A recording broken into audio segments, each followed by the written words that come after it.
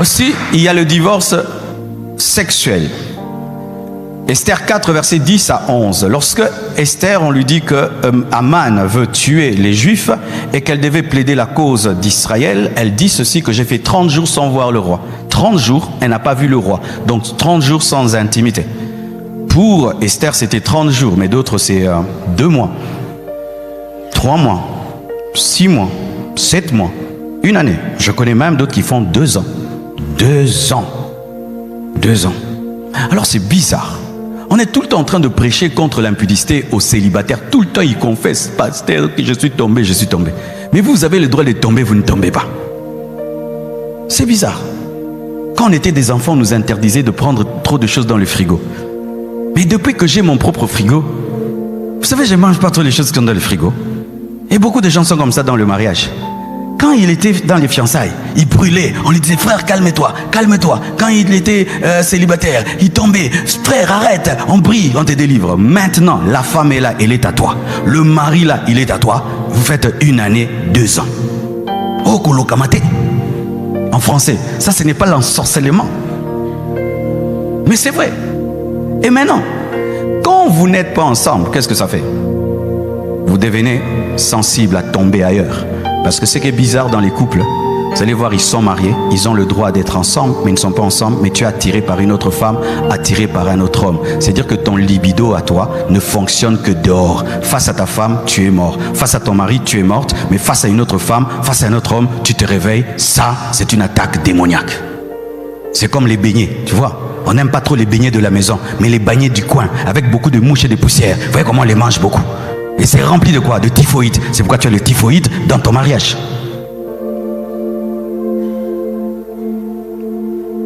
Quand on construit une maison, on met des briques. Mais pour que ça tienne, il faut le ciment. Et Dieu a créé l'intimité comme étant un ciment. C'est pourquoi beaucoup de couples, lorsqu'ils se chamaillent et qu'ils doivent se réconcilier, ils finissent par l'intimité parce que c'est un ciment. Alors imaginez que ce mur, on l'ait construit sans ciment. On est placé seulement des briques et puis on met la peinture. Qu'est-ce qu'il y aura? Lorsqu'il y aura la tempête, ça va tomber. Et un couple qui n'a pas d'intimité ne sait pas résister face aux problèmes. C'est pourquoi vous êtes nerveux. Vous êtes tout le temps en colère. On pense que tu as des problèmes. Non, tu as d'autres problèmes. Tes problèmes proviennent du fait que tu ne bénéficies pas d'un produit chimique qu'on appelle la dopamine que Dieu a disponibilisé dans le corps afin de donner la paix. Oui, il y a un produit. Vous prenez des diazépams, vous prenez plein de choses, mais Dieu a donné l'intimité comme étant une source de ce produit-là, qui est l'hormone du bonheur, afin de te donner la paix. Mais toi, tu es marié, tu n'en profites pas, mais tu as des problèmes au travail, tu as des problèmes partout, mais tu es stressé parce que tu n'as pas le temps de prendre le médicament.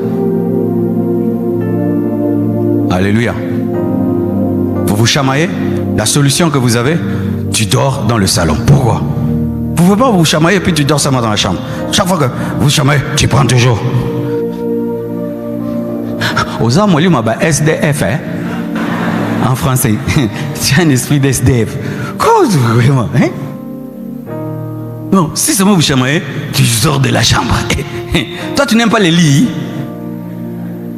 Vous chamaillez seulement, tu vas dormir au salon. Et les chaises du salon, c'est jamais confortable. Toi, tu dors au salon, l'autre dort dans la chambre. Même pire, vraiment, là, quand on exagère, tu vas dormir avec les enfants. Et les enfants savent que ces derniers temps, maman dort avec nous. Qu'est-ce que tu leur expliques? Qu'est-ce que tu expliques aux enfants? Quelle éducation tu donnes aux enfants quand toi, tu dors avec eux? Papa, tu dors au salon, tu laisses maman en train de dormir dans la chambre. Maintenant, l'enfant se réveille, il te trouve au salon. Qu'est-ce que tu vas expliquer? Et vous mentez. J'étais en prière. Tu priais Satan, hein? Même si vous vous chamaillez comment? Dormez ensemble.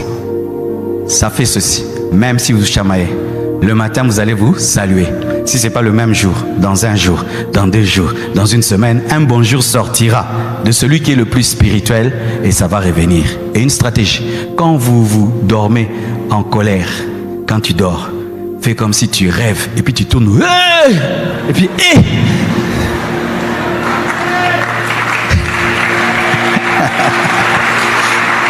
Des stratégies. Les célibataires disent, le pasteur aujourd'hui n'est pas spirituel. Tu comprendras mon message dans des années qui viennent. Tu iras chercher ça sur YouTube. Dis, tu chercheras, je te dis. On va garder ça pour toi. Donne-moi l'amen. Septième. Et je mets le 7 et 8 ensemble, le divorce financier et matériel. Ésaïe 4, verset 1 nous dit que cette femme diront à un juif: fais-nous porter ton nom, nous porterons nos propres vêtements, nous mangerons notre propre nourriture, mais fais-nous porter ton nom. C'est-à-dire que dans le mariage, on n'a pas besoin de ta bouffe, on n'a pas besoin de tes vêtements, mais on a besoin seulement de l'honneur. On ne veut pas, on aura notre argent, on aura nos biens, mais on veut seulement ton nom. On se marie, mais séparation des biens. Pour ma part, ça c'est ma part, je conseille aux chrétiens, lorsque nous nous marions, de nous marier selon le régime matrimonial de la communauté des biens. Quand est-ce qu'on fait la séparation des biens? C'est lorsque tu doutes que l'autre t'aime vraiment. Mais aussi, comment tu veux épouser quelqu'un que tu doutes qu'il t'aime vraiment, mais il n'épouse pas? Alléluia. Oh non, j'ai fait la séparation de biens, peut-être qu'il m'aime pas, mais on n'épouse pas. Amen. Hein? Toi tu épouses et tu doutes. C'est déjà bizarre. Ou bien, tu as fait ton premier mariage, ton mari est mort, ou tu as divorcé avec des raisons valables. Je vais donner les raisons valables. Et tu as déjà eu beaucoup d'argent, l'autre aussi beaucoup d'argent. Et puis maintenant, il y a déjà des héritages des enfants derrière. Vous voyez, hein? Les noms des enfants dans les parcelles. Et l'autre venir faire tous les documents. Il faut vous entendre, au lieu qu'on s'embrouille avec les droits. Alors, on va faire la communauté des biens astreintes au zaké. C'est-à-dire, tout ce qu'on va acquérir ensemble maintenant sera à nous deux. Ben ça, je suis en train de réfléchir seulement. Mais l'idéal dans le mariage, c'est que tout ce qui est à l'homme soit à la femme et tout ce qui est à la femme soit à l'homme. Amen. Alors, qu'est-ce qui arrive lorsque on divorce financièrement et matériellement? Voici des mots qui commencent à sortir. Mon argent. Mon argent. Mon argent. Dis mon argent. Ma voiture. Ma maison. D'autres font rire même. Ma télévision. Hey! Ma télévision. Ma voiture, mon argent. Et d'autres, ils vont plus loin. Surtout les hommes. Je te nourris. Moi, je travaille. Toi, tu restes ici. Je te nourris. Ah bon, tu es sûr? Si cette femme-là te cassait la tête tous les jours, tu aurais la force d'aller travailler? Un jour, je prêche. Un papa de l'église suit maman Blanche. Elle lui dit: maman, prends $1000. Oh, c'est moi qui ai prêché. Elle lui donne. Et puis, elle dit: pourquoi? Elle dit: un homme ne peut pas prêcher comme ça sans qu'on lui donne la paix. C'est sûr que tu te donnes la paix, c'est pourquoi il nous prêche comme ça. Prends $1000. Et c'est vrai, hein? C'est vrai. Quand on voyait je prêche là, oh, pourquoi maman pasteur ne prêche pas? Maman Blanche, elle prêche tous les jours ici. Dans ma prédication, elle prêche. C'est une femme qui a compris qu'un homme de Dieu ne peut pas opérer dans la révélation de la parole sans la paix. Elle s'occupe de tout pour que moi, je sois concentré sur Dieu. Quand je prie, elle vient là. Ça va? Quand je travaille, ça va? Ça va? Tu veux qu'on t'envoie un jus? Tu veux ceci? Quand j'étudie, je finis. Tu as eu combien à tes examens? Ah, j'ai eu 10 sur 10. Ah, mon mari, tu es intelligent. Et puis, c'est sous courage, il est sous. Quand j'ai encore 9 sur 10. Chérie, j'ai eu 9. Oh, tu es intelligent. Et puis, maman Blanche, mon oracle, pensa. Quand tu me vois te prêcher calmement, j'ai la joie et la paix. Pourquoi? J'ai la paix à la maison. Si j'avais pas la paix, hey, je vais vous insulter, je vais vous maudire. Soyez bénis. Parce que j'ai la paix. Mais non, tout ce que j'ai, qui me donne, c'est Dieu. Mais elle aussi, elle travaille avec moi. Elle est dans le ministère de la paix et du bonheur. Ok, tu ne comprends pas. Mais c'est moi qui travaille, c'est moi qui transpire. Ok, épouse une femme qui a la malédiction. Il y a des femmes, elles viennent dans ta vie, hein? Les déserts viennent aussi. Donc l'argent commence à partir, les voitures commencent à tomber en panne, tout commence à s'abîmer. Mais elle vient dans ta vie, tu étais pauvre, les choses viennent. C'est elle qui a fait venir. Joseph, quand il vient dans ta maison, tout est béni. Alléluia. Honore ta femme, respecte ta femme. Qu'elle gagne l'argent ou pas, elle gagne l'argent. Elle te permet de gagner l'argent. Donne-moi l'amen. Donne-moi l'amen. Arrêtez de dire c'est mon argent. Arrêtez de dire c'est ma voiture. Arrêtez de dire c'est ma maison. C'est notre maison. Alléluia. C'est notre voiture. C'est notre argent. C'est à nous. C'est à nous. Parce que vous êtes une seule chair. Et tout ce qui est à la main droite est à la main gauche. Cette montre est portée par ma main gauche. Mais est-ce qu'elle appartient qu'à la main gauche? Elle appartient aussi à la main droite. Elle appartient à mes yeux. Elle appartient à tout. Même si c'est la main gauche qui la porte, mais cette montre appartient au corps. Donne-moi l'amen. Ma maison, ma voiture, mon argent. Et pire, quand c'est la femme qui gagne l'argent. Oui, que je parle un peu aux femmes. Hein, femmes, vraiment. Nous, quand on vous nourrit aussi, on ne parle pas trop, hein. C'est rare les hommes qui parlent. Ils trouvent que c'est normal de nourrir une femme, de vêtir une femme, d'acheter une maison à une femme, d'acheter une... Mais si nous on passe par la galère et que maintenant c'est vous qui travaillez, qui ramenez le pain.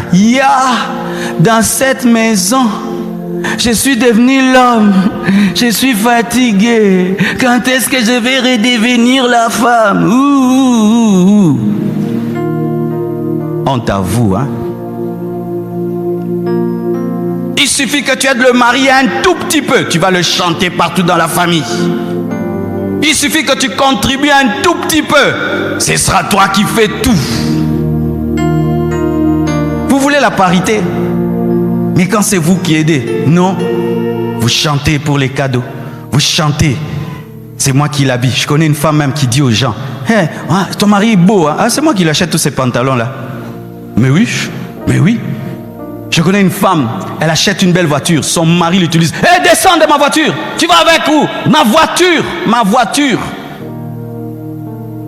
Si c'est sa maison, hein, l'homme gueule. Hé, tu me gueules dans ma maison? Dégage, quitte ma maison. Tu dois lui faire sentir.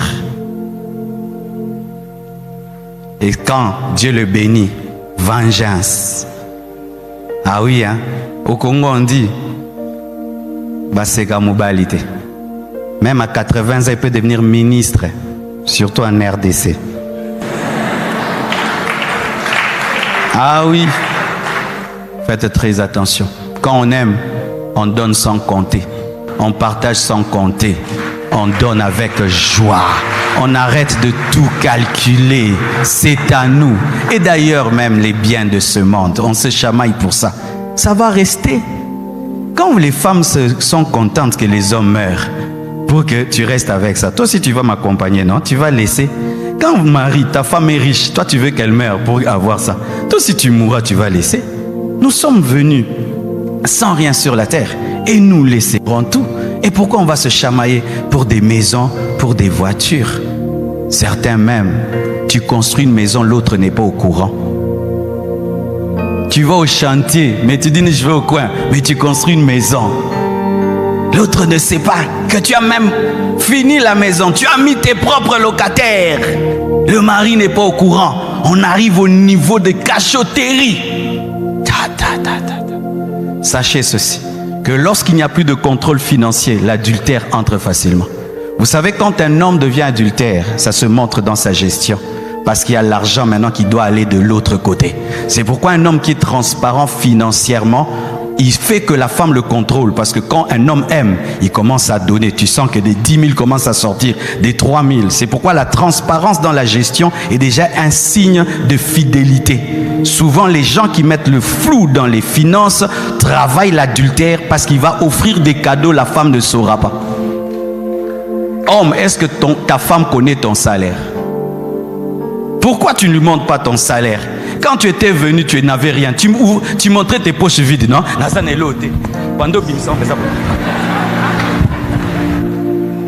Maintenant, on te paye. Oh, fiche. Tu sortais tes poches vides, sors la fiche de paye, comme ça elle sait qu'on te donne 5 000, mais tu as mis 4 000. Elle va te dire, où les 1000 sont partis où? Chez Jeannette. Oh, donne-moi l'amen.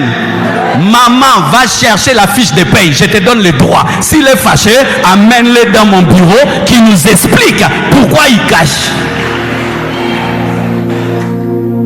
Sincèrement, moi, je ne compte pas mon argent. Elle compte. Elle compte pour moi, elle compte pour moi. Tu vois, tout le temps la Bible, tout le temps tu comptes. Maman, compte. Compte pour moi, surtout les francs congolais. Ça fait souffrir. Tu vas compter beaucoup, ça te fait 10 $.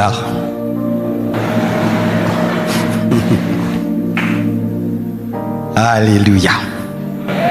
D'équilibre. Neuvièmement, le divorce juridique. C'est lorsqu'on va devant les cours et tribunaux, on engage des avocats. Et Deutéronome 24, verset 1 nous dit que Moïse avait permis qu'on puisse donner une lettre de divorce à une femme lorsque on ne sait plus vivre avec elle. Et il dit c'est à cause de la dureté de votre cœur. Je réfléchis souvent. Quand les gens vont devant les cours et tribunaux, c'est votre vie que vous dites aux avocats. Donc un avocat, un inconnu, il connaît tout sur vous. Tu dis tous les secrets de ta maison à un avocat. Vous allez devant des juges qui ne vous connaissent pas. Ils entrent dans votre maison, dans votre chambre. Ils ont les dossiers de votre famille en main. C'est terrible, Tu te tiens là devant des inconnus. Tu accuses ta femme. Tu accuses ton mari devant des inconnus. Et puis eux, ils écrivent. Et puis ils partent avec vos dossiers. Waouh! N'arrivez pas jusque-là. Mais sachez que si vous ne voulez pas arriver jusque-là, arrêtez de penser, arrêtez de parler, arrêtez d'avoir de la haine, arrêtez de vous séparer physiquement, arrêtez toutes ces choses dont j'ai parlé en premier, sinon ça va vous conduire à un divorce. Et sachez, c'est pas parce que tu sors d'un mariage et tu divorces que tu vas trouver quelqu'un de bien. Et d'ailleurs, quand tu divorces, les gens ont peur de toi. Vrai ou faux? Celui qui a coupé la corde coupera encore la corde. Vrai ou faux? Vrai ou faux? Parce que tu as déjà l'expérience de couper la corde, non? Et en plus, regarde. Imagine, je divorce et j'ai 50 ans. À 50 ans, tu sais, maintenant, si elle dit non, pas où il y a 50 ans. À 50 ans, on t'a dit non, maintenant tu rentres aussi. On m'a dit non. À 50 ans, je vais me marier aussi. On me met aussi les chipaola. Eh, libal. Najo, on a un défaut, vraiment. Bats-toi. Demeure là. Reste là. Bats-toi. Demeure là. Reste là. Moi, je vous dis devant Dieu. Moi, l'option divorce n'existe pas. Quel que soit ce que ma femme peut faire, je ne divorcerai jamais. Tu vois, comme certains, vous n'avez pas WhatsApp, non? Moi, maintenant, je n'ai pas télécharger divorce, ça n'existe pas. Quel que soit ce que Blanche peut faire, en français, c'est pas que je lui donne la grosse tête, mais je parle, c'est vrai. Quel que soit ce qu'elle peut faire, elle ne peut pas divorcer. Pourquoi? 1. C'est un échec. 2. L'impact que ça aura, ça va détruire des millions et des millions, même si j'ai raison. Combien d'âmes vont se perdre dans le monde entier? Ma petite vie et mon petit bonheur. Détruire des vies. Je préfère être malheureux que divorcer. Le problème, c'est que les chrétiens, on est des égoïstes. Mon bonheur, je ne suis plus à l'aise. Et le bonheur de tes enfants? Tu as pensé à tes enfants? Tu as pensé à toutes les personnes qui vont abandonner Dieu? Des fois, les politiciens m'enseignent. Tu vas voir un païen, les politiciens. Il a une mauvaise femme, mais il reste avec elle, seulement pour avoir le pouvoir. Tu vois les politiciennes, son mari est bizarre, elle reste là pour le pouvoir. Mais les chrétiens, et surtout les hommes de Dieu, vraiment, qui divorcent comme des jeunes garçons, des jeunes filles. Un homme de Dieu, tu es plus qu'un chef d'État, tu es plus qu'un gouverneur, tu es plus qu'un ministre. Et puis, pourquoi tu as divorcé? La femme avait un mauvais caractère, elle ne me respectait pas, elle m'insultait devant les fidèles. Rien que pour ça, vraiment, rien que pour ça. Rien que ça. Tu ne peux pas mourir à toi-même. Quand j'ai lu le livre de Révivaliste, où le grand, celui qui a fait l'église presbytérienne, non, méthodiste, Charles Finney, c'est ça, Charles Finney, je crois, John Wesley, qu'il était malheureux dans son mariage. Sa femme le dérangeait à un niveau. Mais il est resté avec elle et il a déclenché le réveil que vous connaissez malgré cela. Mais toi, tu es une bonne femme, mais elle a un petit défaut. Tu es un bon mari, il a un petit défaut. Rien que pour ce petit défaut-là, tu vas te séparer. Maintenant, voici ce qui arrive souvent. Tu quittes ta femme pour le défaut A. Tu vas épouser une autre femme qui a la qualité là, mais qui a un autre défaut que ta femme n'avait pas. Maintenant, tu vas faire quoi? Tu vas faire un bouquet de fleurs. Oh, ma femme là n'est pas propre. J'épouse celle qui est propre. Tu épouses maintenant celle qui est propre, mais elle t'insulte. L'autre ne t'insultait pas. Maintenant, tu fais comment? Je quitte ses maris. Pourquoi? Il est sale, il n'aime pas brosser les dents. Ok, tu épouses un autre, il est propre, mais sa propreté, hey, c'est pour tout le monde. Garde celui que tu as. Garde celle que tu as. Avec ses qualités, avec ses défauts. Nous n'épousons pas des anges. J'entendais des filles, quand j'étais célibataire, qui disaient « Je prie que pasteur Marcelo m'épouse. Pourquoi? C'est un homme de Dieu, rempli de l'esprit. Si je l'épouse, ce sera toujours pauvre. » Je dis « Alléluia. Vous pensez quoi parce que je prêche, que je ne me fâche pas, que je n'ai pas de défauts? J'ai des défauts, des défauts. Des fois, j'ai tort, mais je dis j'ai raison. »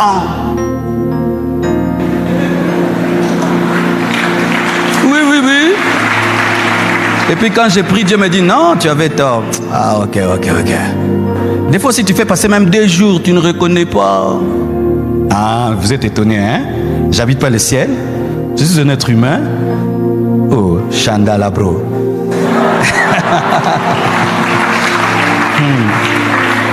Il y a des fois, je reviens de l'église, je suis fatigué, mes chaussures, tout. Tu n'as pas envie de les enlever. Tu te jettes sur les lits comme ça. Marcelo m'enlève les chaussures, j'enlèverai. J'enlèverai. Ah, tu enlèves ça très tard. Obayenga. Je te démystifie le mariage, hein. Tu crois que tu vas épouser un Brad Pitt?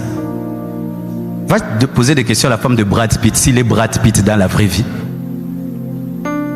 Tu veux épouser Angelina Jolie? Elle est Angelina Jolie dans la vraie vie? On a tous des défauts, on a tous des qualités. C'est la vie. Tout le monde le matin, ça bouge sans mauvais, vrai ou faux?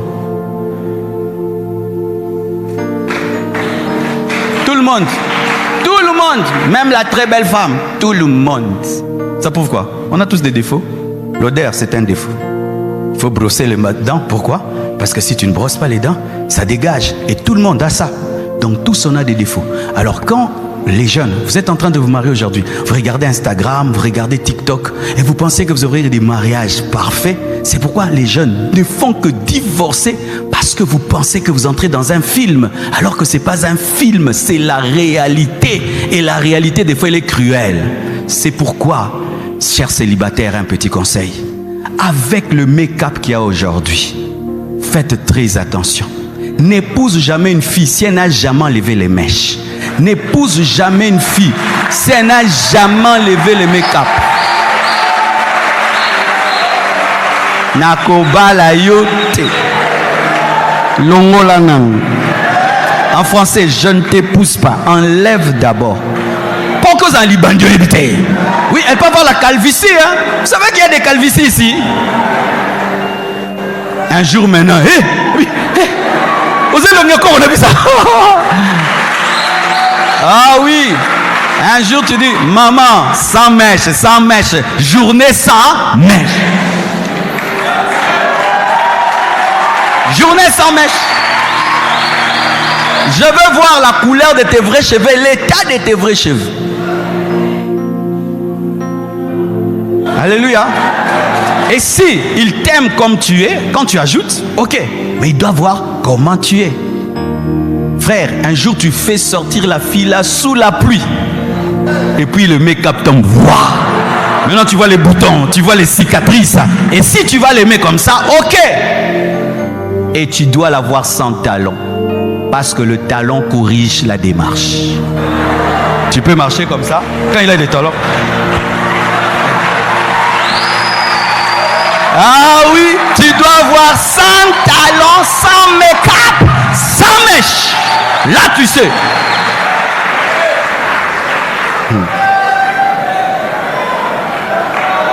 C'est la vérité. C'est la vérité. Nos papas se sont mariés vraiment. Parce qu'ils ont vu la femme comme elle était.